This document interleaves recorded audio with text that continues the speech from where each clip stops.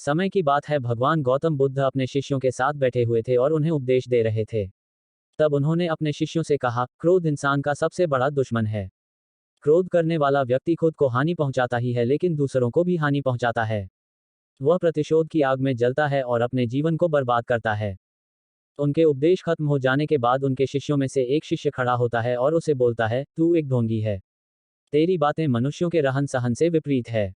तू जो भी कहता है उसे अपने जीवन में अनुसरण नहीं करता और दूसरों को यह सब करने कहता है। जब उसका वह शिष्य गौतम बुद्ध को उल्टी सीधी बातें कह रहा था तब गौतम बुद्ध ने कोई प्रतिक्रिया नहीं दी और वे शांत बैठे थे। लेकिन ऐसे में वह व्यक्ति और भी ज्यादा गुस्सा हो गया और गुस्से में आकर उसने गौतम बुद्ध के मुंह पर थूक दिया। इसके बाद भी महात्मा गौतम बुद्ध को गुस्सा नहीं आया और वे शांत थे।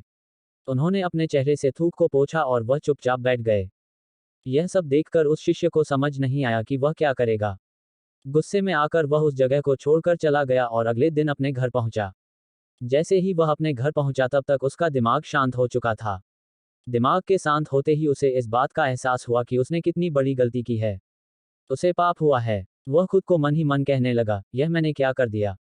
मैंने महात्मा बुद्ध का अपमान किया है। ऐसा पाप मैं कैसे कर सकता हूँ। मैंने बहुत बड़ी गलती कर दी। मुझे जाकर उनसे माफी मांगनी होगी। यह कहकर वह तुरंत ही गौतम बुद्ध के पास चला गया लेकिन गौतम बुद्ध उस स्थान पर नहीं थे।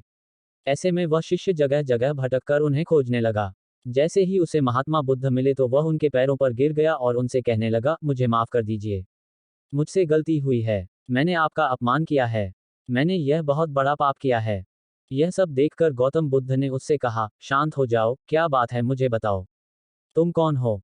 गौतम बुद्ध के यह पूछने पर वह शिष्य चौंक वह सोचने लगा कि महात्मा बुद्ध मुझे कैसे भूल सकते हैं। मैंने तो उनका अपमान किया था। यह सोचकर उसने महात्मा बुद्ध से पूछा, मैं वही शिष्य हूं जिससे कल आपका अपमान किया था और आप इतनी जल्दी मुझे भूल गए। हमें कल की बातों को कल में ही छोड़ देना चाहिए।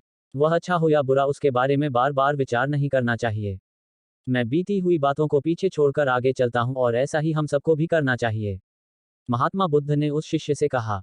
महात्मा बुद्ध की यह बातें सुनकर वह शिष्य और भी ज्यादा प्रभावित हुआ और उनसे बोला, मैं आज से आपकी हर बातों को माना करूंगा।